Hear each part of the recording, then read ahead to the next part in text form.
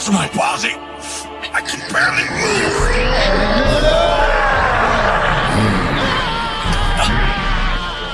How dare you!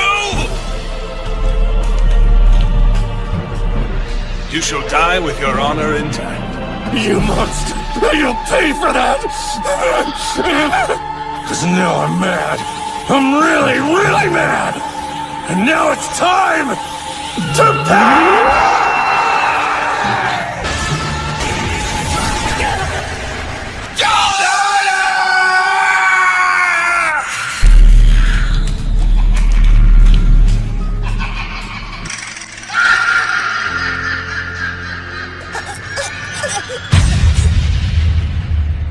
Dad, no!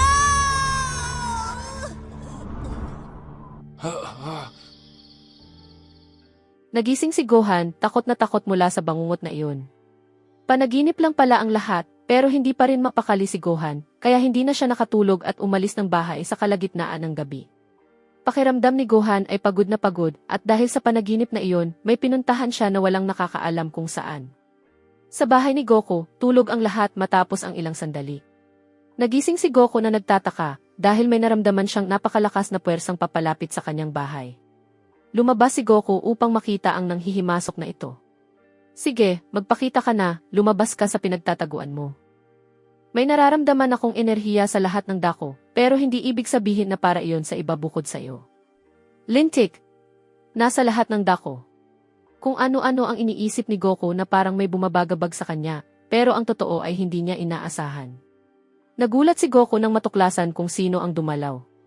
Bakit ka na parito, Gohan? Pasensya na po, pinag-alala kita, Dad. Nagulat si Goku na dumating si Gohan sa ganitong oras dahil hindi pa ito kailanman nangyari. Ayaw sabihin ni Gohan sa kanyang ama ang tungkol sa panaginip dahil alam niyang mag-aalala ito, kaya ang ginawa lang niya sa sandaling iyon ay sabihin kay Goku na gusto niya itong samahan papunta sa planeta ni Beerus para sa pagsasanay. Nagulat si Goku matapos marinig ito. Ano nga ba ang layunin ni Gohan sa planetang iyon? Sa umaga ay aalis tayo, Gohan, salamat, anak ko. Mukhang balak ni Gohan na hingan ang tulong si Whis, pero hindi para magsanay. Nalilito pa rin siya dahil sa panaginip niya kagabi at kailangan niya ng isang matalinong tagapagpaliwanag tulad ni Whis. Sa planeta ni Beerus, mukhang nakipaglaban o nagsasanay si Vegeta laban sa isang kakaibang nilalang na may katangian ng mga hari. Mahirap ang pagsasanay para kay Vegeta, pero iginiit pa rin niyang ipagpatuloy ang laban. Makinig ka sa akin, mahal kong Vegeta, kahanga-hanga ang bilis mo sa pakikipaglaban. Pero lagi akong isang hakbang na nauna sa'yo. Alam mo ba kung bakit ganoon? Hindi ko alam kung bakit.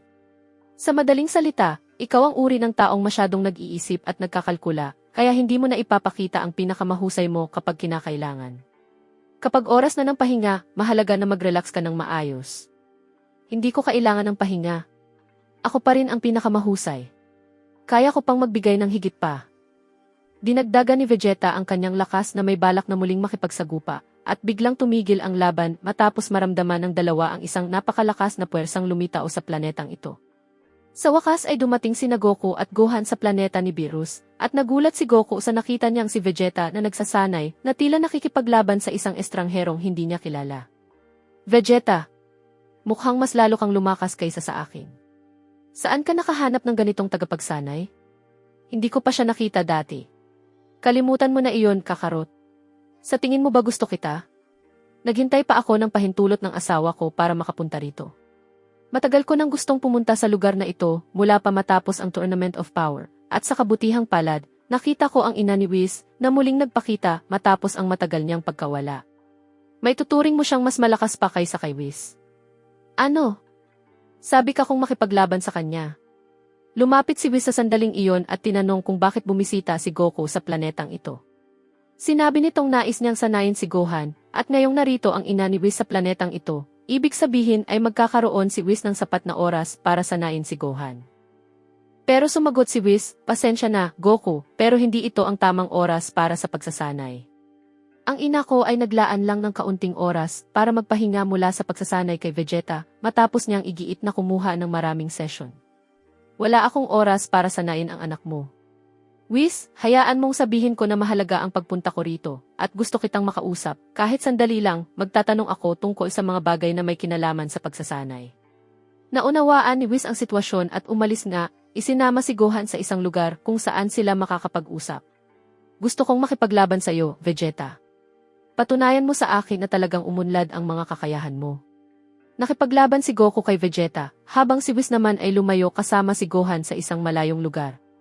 Gohan, mukhang hindi mo balak magpasanay sa akin, hindi ba? Hindi karaniwan na makita kang naghahangad ng ganitong layunin. Makinig ka ng mabuti, Whis. Kagabi, nakakita ako ng isang napakakakaibang panaginip at nangako ako sa sarili ko na ililihim ko ito sa lahat maliban sa'yo. Gusto ko kasing makakuha ng paliwanag mula sa'yo. Noong natutulog ako, may nakita akong isang taong nakakatakot ang itsura. Napakakakaiba ng anyo niya at hindi pa siya kailanman nagpakita noon. Sa katunayan, ang ama ko ang naging biktima at siya ang nasa gitna ng lugar na iyon. Ang ama ko ay sumailalim sa matinding pagpapahirap at patuloy siyang pinahirapan at sumisigaw hanggang sa putulin ang kanyang mga paa at kamay, habang ako ay nasa malayo at hindi makagalaw, katabi ang kapatid kong si Goten na sumisigaw ng tulong. Sa huli, natapos ang lahat sa ama ko at makikita sa kanya ang matinding pagsisisi. Kakaiba ito, Gohan. Sigurado akong hindi normal ang panaginip na ito. Maaaring ang panaginip mo ay sumisimbolo sa pagsubok ni Goku sa kanyang sarili at pagharap sa kanyang mga panloob na hamon. Kailangang maunawaan ni Goku na ang pakikipaglaban ay hindi lamang laban sa mga panlabas na kaaway, kundi pati na rin sa kanyang sariling kaisipan. Kailangan niyang makamit ang balanse sa pagitan ng kanyang pambihirang lakas at ng kaligtasan ng kanyang kaluluwa. Na mapagtanto na ang tunay na lakas ay nagmumula sa pagpipigil sa sarili at pagkakaisa sa mundo. Pero, Whis, ano ang paliwanag sa presensya ko rin sa panaginip? Ano ang dahilan ng paglitaw ng kakaibang nilalang na iyon? Hindi mo ba nakikita na may dalang banta ito sa ating lahat sa hinaharap? Kung gayon, Gohan, titingnan ko ang bagay na ito, marahil tatanungin ko ang aking ina o baka ang aking ama ay mas may alam tungkol sa mga ganitong usapin kaysa sa akin. Sa katunayan, humingi siya ng tulong sa kanyang ina tungkol sa masalimuot na bagay na ito, at pagkatapos ay tinalakay ang nangyari kay Gohan, at dito na nagsalita ang ina. Gohan, ang sinasabi mo ay isang bagay na dapat talaga nating ituring na banta sa atin. Hindi ito karaniwang panaginip at kung gusto mo ng kumpirmasyon mula sa akin, kailangan nating maghintay kung mauulit ito sa susunod na gabi o kung may iba ring makakakita nito. Pero hindi ibig sabihin ito na hindi kita bibigyan ng paliwanag sa nangyayari sa iyo ngayon. Maaaring ang panaginip na ito ay nagmumula sa impluensya ng satanismo, at batay sa sinabi ko, ang kahulugan ng panaginip ay si Goku ay magiging pinagmumula ng banta sa lahat at pagsisisihan niya ito. Ito ay dahil sa impluensya ng madilim na puwersa na kokontrol sa kanya, at magigising ang masamang bahagi niya. Mahirap natin siyang mapipigilan. Tungkol naman sa mga paa at kamay na naputol, sa kasamaang palad, Gohan, mawawala ang buhay mo kasama si Goten, at ito ay sa kamay ni Goku. Ang dugong tumulo mula sa kanya ay simbolo ng kanyang mga anak, at dahil iisa ang dugo ninyo, ang kapalaran ninyo ay kamatayan kung mananatili ang sitwasyon ng walang ginagawang hakbang. Mahirap kong makumpirma sa iyo na ganito nga ang kahulugan ng panaginip na ito, pero mas mabuti na maghintay muna tayo hanggang sa susunod na gabi at tingnan kung maulit ito. Ang isa pang panaginip ang magbibigay sa atin ng kumpirmasyon. Sa totoo lang, may nabasa akong aklat na tumatawag sa pagkamit ng espiritual na kapangyarihan at mahika, pero hindi ko inakala na magiging mapanganib ito para sa kanya. Ano ang sinabi mo? Totoo ba iyon, Gohan? Pero saan mo ito nakuha? Matagal ko itong hinanap at hindi ko mahanap. Narinig ko lang ito mula sa iba't ibang pinagmulan. Isang aklat ito na matagal nang ipinagbawal, pero ginamit ko ang Dragon Balls para makuha ito. Tinupad ko ang hiling ko na maipatawag ito, at ginawa ko iyon ng lihim na walang ibang nakakaalam. Ang layunin ko sa aklat na ito ay makakuha ng napakalaking lakas, kaya naisip ko na magiging kalamangan ito sa akin at magpapakaiba sa akin. Kung gayon, kung totoo ang sinasabi mo, Gohan, kailangan mong kunin agad ang aklat. Sisiguraduhin ko na walang makakaalam ng lihim na ito. Sa katunayan, lumapit si Whis kay Gohan nang hindi nalalaman ni Goku at Vegeta, at nakuha ang aklat gaya ng inaasahan. Tinanggap ng ina ni Whis ang aklat at agad itong dinala sa palasyo sa tabi ng kanyang asawa, upang suriin ito, pati na rin ang kahulugan ng panaginip ni Goku ayon sa pari sa mga ganitong sitwasyon. At sa planeta ni Beerus, natutulog si Beerus.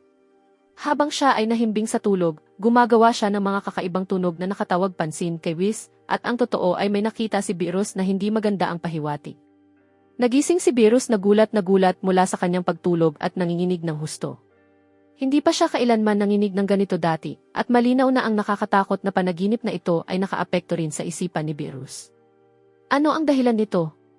Ikinuwento ni Beerus kay Whis ang lahat ng nakita niya sa kanyang panaginip, at nagulat si Whis nang marinig ito matapos niyang mapagtanto na ang sinabi ng kanyang ina ay, sa kasamaang palad, totoo. Napatunayan niya na ang nakita ni Beerus ay kapareho ng ikinuwento ni Gohan. Pero bakit nangyari ito kay Beerus? Hindi naman niya nabasa ang aklat. Marahil ang aklat na ito ay may dalang masasamang espiritu, at kapag nailipat ito sa isang lugar, ang lugar na iyon ay napapasailalim sa kontrol ng mga espiritong iyon.